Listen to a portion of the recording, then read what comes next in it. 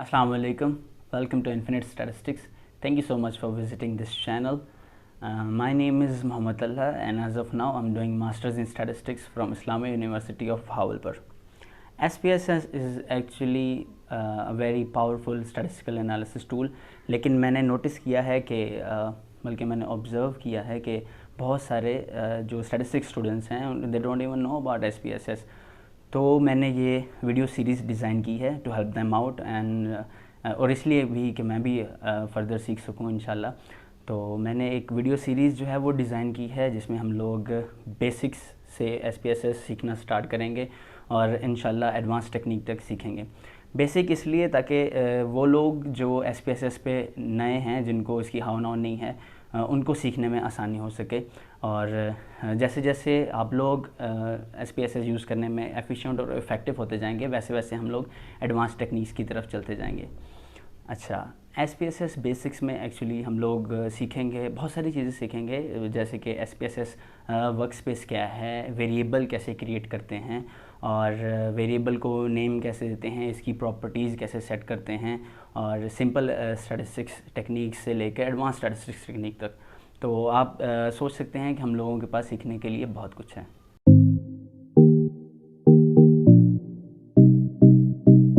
This is actually a very popular statistical analysis tool, और it is used for most of the behavioral sciences like psychology. लेकिन इसका बहुत और भी बहुत सारी फील्ड्स में इस्तेमाल होता है. इसकी पॉपुलैरिटी एक्चुअली जो है वो इसका यूज़र इंटरफेस है. आप लोग और मैं भी जानता हूँ कि दिस इज़ एनालिसिस टूल, लेकिन इसकी जो पॉपुलैरिटी है वो मेन इसके यूज़र इंटरफेस की वजह से है. That depends on the drop down menu. तो इसकी वजह से it makes it very easier to learn and easier to teach. So this will be very easy to use because of its a drop down menu. जैसे मैंने बताया कि this is a very simple and easy to use software. तो इसका एक drawback ये भी होगा कि ये एनालिसिस को समटाइम ज़्यादा ही सिंपलिस्टिक कर देता है. वो इसलिए कि आप किसी भी तरह का डाटा डालोगे और किसी भी तरह का एनालिसिस परफॉर्म करोगे, whether your analysis technique is right और रॉन्ग, तो ये इस आपको उसकी आउटकम्स और उसके जो है वो रिज़ल्ट शो करवा देगा, क्योंकि आपने बस एनालिसिस परफॉर्म किया और इसने कर दिया है. लेकिन इस वजह से इसका ड्रॉबैक ये है कि हो सकता है आपका एनालिसिस टेक्निक गलत हो और ये आपको रिजल्ट शो करवा रहा है जैसे भी इसने करवा देने. तो इसलिए ज़रूरी ये है कि आपको स्टैटिस्टिकल एनालिसिस टेक्निक भी आनी चाहिए. तो इंशाल्लाह इन वीडियोस में साथ साथ मैं आपको एनालिसिस टेक्निक भी सिखाऊंगा और आपको इंटरप्रिटेशंस के बारे में भी बताऊंगा. Interpretation is actually the main factor and the main thing of the analysis technique. अगर आपने बहुत अच्छा एनालिसिस परफॉर्म कर लिया है और आपके पास रिजल्ट्स आ गए हैं, लेकिन अब आपको उसके इंटरप्रेट करना नहीं आता, तो आपका वो एनालिसिस बिल्कुल बेकार है. इसलिए the main thing in the analysis is in the last is interpretation of the analysis. तो इंशाल्लाह मैं आपको उसके बारे में भी सिखाऊंगा.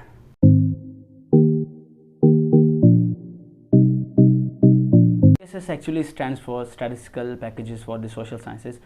Social sciences like psychology, sociology, health and human services etc. और SPSS जो है वो 1968 में डेवलप किया गया. बाद में 2009 में इसको IBM ने परचेज़ कर लिया और अब ये बहुत सारी फील्ड्स में एनालिसिस के लिए यूज़ होता है. इसका अब प्रॉपर नेम है IBM SPSS Statistics. तो हम लोग स्टार्ट करते हैं by opening the SPSS software. मैंने इसको अपने टास्क बार में रख लिया है, तो एक क्लिक से ओपन हो जाएगा. As you can see that I have installed version 22. लेकिन आप जो भी वर्जन यूज़ कर रहे हैं वो सब फेमिलियर होंगे, तो आपको यूज़ करने में प्रॉब्लम नहीं होगी. जब आप इसको ओपन करेंगे तो आपके पास ये विंडो पॉपअप होगी. आप इसको सिंपली बस कैंसिल कर दें तो आपके पास ये सामने वर्क स्पेस पड़ी होगी. इसके एक्चुअली दो व्यू मोड्स हैं, एक डेटा व्यू और एक है वेरिएबल व्यू. डेटा व्यू में हम लोग डेटा जो कि मोस्टली न्यूमेरिक होता है, न्यूमेरिक डेटा ऐड करते हैं, और वेरिएबल व्यू में बहुत सारी वेरिएबल नेम्स और वेरिएबल की प्रॉपर्टीज़ को हम लोग चेंज करते हैं अपने डेटा की प्रॉपर्टीज़ के हिसाब से. तो हम लोग आ जाते हैं डेटा व्यू में. डेटा व्यू में एक्चुअली डेटा व्यू जो है वो बेसिकली एक स्प्रेडशीट है. हम लोग यहाँ पे as I have told you earlier कि हम लोग यहाँ पे नंबर्स ऐड करते हैं, नंबर्स एंटर करते हैं. तो ईच रो जो है वो एक पार्टिसिपेंट, सब्जेक्ट या एक केस आप कह लें उसको रिप्रेजेंट करती है, जबकि ईच कॉलम जो है वो एक वेरिएबल या टाइप ऑफ मेजरमेंट को जो है वो डिस्क्राइब कर रहा है, रिप्रेजेंट कर रहा है। तो हम लोग जो है वो डेटा व्यू में नंबर्स टाइप करने से, नंबर्स राइट करने से स्टार्ट करते हैं। जैसे ही आप देख सकते हैं स्क्रीन पर, जैसे ही आप नंबर्स टाइप करना शुरू करते हैं, जो वेरिएबल नेम है वो ऑटोमेटिकली जनरेट हो जाता है। आप नंबर्स टाइप करें, वेरिएबल नेम आपका ऑटोमेटिकली जनरेट हो गया है। यहाँ पे वेरिएबल नेम जो है वो VAR00001 है, लेकिन आप इसको वेरिएबल व्यू में जाके चेंज भी कर सकते हैं। जैसे ही आप अदर नंबर्स जो हैं वो ऐड करते जाएंगे, आपके उतने ही वेरिएबल जो हैं वो क्रिएट होते जाएंगे, जैसे कि आप देख रहे हैं। तो इसको हम लोग वेरिएबल व्यू में जाके इसकी प्रॉपर्टीज़ और इसके नाम को हम लोग चेंज भी कर सकते हैं अपने रिक्वायरमेंट के हिसाब से। जो बाय डिफ़ॉल्ट जो वेरिएबल सेट हुए हैं उनको, उनके नेम्स आपकी स्क्रीन पे शो हो रहे हैं, VAR001 एंड 00002 एंड 3। इसको हम लोग वेरिएबल 1 और वेरिएबल 2, 3 और 4 भी कह सकते हैं। अगर आप वेरिएबल व्यू में जाते हैं तो ये आपके पास वेरिएबल नेम्स पड़े हुए हैं जिनको आप चेंज कर सकते हैं। जिस तरह के आप लोगों को वेरिएबल नेम्स रिक्वायर हों, आप उस हिसाब से वेरिएबल्स को नाम दे सकते हैं, लेकिन इस बात का ख्याल रहे कि आप जो वेरिएबल्स दें वो बिल्कुल एक दूसरे से डिफरेंट होने चाहिए, ताकि आपको एनालिसिस में प्रॉब्लम ना आ सके बाद में। वेरिएबल व्यू में आके यहाँ पे आप देख सकते हैं कि रोज़ में जो है वो वेरिएबल के नाम शो हो रहे हैं, और कॉलम वाइज जो है वो वेरिएबल्स की प्रॉपर्टीज़ शो हो रही हैं। तो हम लोग वेरिएबल के नाम चेंज करने से स्टार्ट करते हैं। सपोज़ कर लें, पहले मैं आपको नाम चेंज करने से पहले मैं आपको इसकी कुछ रिस्ट्रिक्शंस हैं वेरिएबल नेम्स की, वो मैं आपको बताता चलता हूँ कि जब आप वेरिएबल नेम्स चेंज कर रहे होंगे तो उसकी कुछ रिस्ट्रिक्शंस हैं, जिसमें कुछ ये हैं कि आप वेरिएबल नाम लिखते वक्त उसमें स्पेस ऐड नहीं कर सकते, उसमें कोई स्पेशल करैक्टर ऐड नहीं कर सकते, जैसे कि @ या हैश या कोई और स्पेशल करैक्टर ऐड नहीं कर सकते। और जो वेरिएबल नेम है वो कभी भी नंबर से स्टार्ट नहीं हो सकता। हर नाम जो है वो यूनिक होना चाहिए, एक दूसरे से डिफरेंट होना चाहिए, ताकि आपको बाद में कन्फ्यूजन ना हो। और एक वेरिएबल जो है वो ज़्यादा से ज़्यादा 64 करैक्टर्स का हो सकता है, या इससे कम का भी हो सकता है। तो अगर आप वेरिएबल नाम जो है वो खुद से कोई नाम रखना चाह रहे हैं तो आप उसके लिए दो सिचुएशंस हैं वो यूज़ कर सकते हैं कि आप अंडरस्कोर यूज़ कर रहे हैं, या फिर आप कैमल केस नेम यूज़ कर लें, जिसमें हर वर्ड का जो स्टार्टिंग लेटर होगा, इनिशियल लेटर होगा, वो कैपिटल होगा और बाकी लेटर्स जो होंगे वो स्मॉल होंगे। इसके अलावा अब मैं आपको नाम चेंज करके दिखाता हूँ कि वेरिएबल का नाम जो है वो चेंज कैसे करते हैं वेरिएबल व्यू में।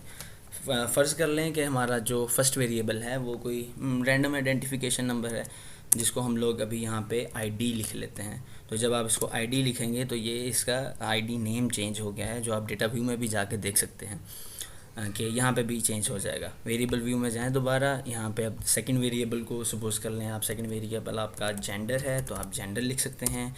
अगर थर्ड वेरिएबल आपका हाइट है तो आप हाइट लिख सकते हैं, और अगर फोर्थ वेरिएबल आपका वेट है तो आप वेट भी लिख सकते हैं। अच्छा, इन नाम्स को जितने आप डिस्क्रिप्टिव नाम रखेंगे उतने आपके लिए उनको पहचानने में, उन पर काम करने में आसानी होगी। अच्छा, अगर आप इसको कुछ और ज़्यादा डिस्क्राइब करना चाहते हैं, कुछ और चीज़ें इसमें नेम में ऐड करना चाहते हैं जो आपको इस बात का आपको पता चल सके कि ये एक्चुअली है क्या, तो आप ये लेबल वाली प्रॉपर्टी यूज़ कर सकते हैं। लेबल में आप स्पेसेस भी यूज़ कर सकते हैं, स्पेशल करैक्टर भी आई गेस यूज़ कर सकते हैं। तो इसमें आप स्पेसेस लगा के नाम को बड़ा लिख सकते हैं, जो कि ज़्यादा डिस्क्रिप्टिव होगा। जैसे कि ये फर्स्ट वेरिएबल हमारा था आईडी, इसको आप रैंडम आइडेंटिफिकेशन नंबर लिख सकते हैं।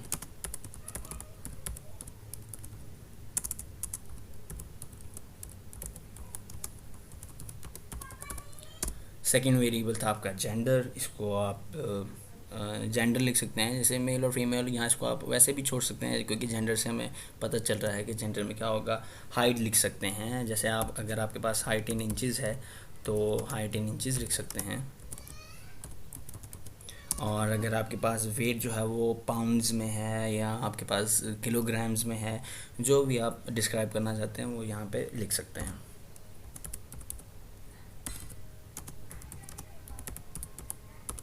ठीक है।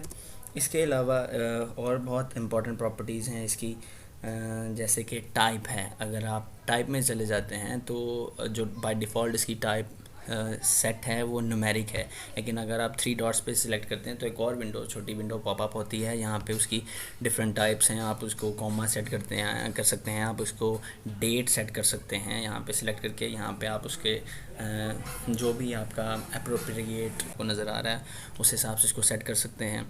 उसके अलावा आप स्ट्रिंग कर सकते हैं। स्ट्रिंग में एक्चुअली वो वेरिएबल्स होते हैं जिनमें लेटर्स और उनके साथ साथ नंबर्स भी यूज़ हो रहे हों।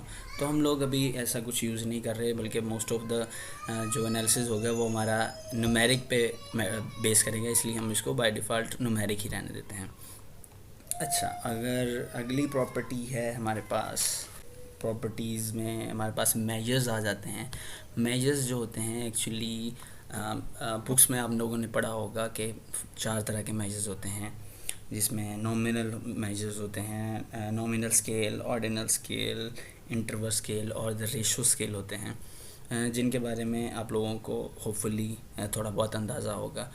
और लेकिन SPSS में जब हम लोग SPSS यूज़ कर रहे होते हैं तो नॉमिनल जो होता है वो एज़ नॉमिनल ही होता है, ऑर्डिनल को हम एज़ ऑर्डिनल ही रखते हैं, लेकिन इंटरवल और जो रेशो स्केल हैं उसके लिए सिर्फ स्केल मेजर्स यहाँ पे यूज़ होता है, तो उसको हम लोग स्केल रखते हैं।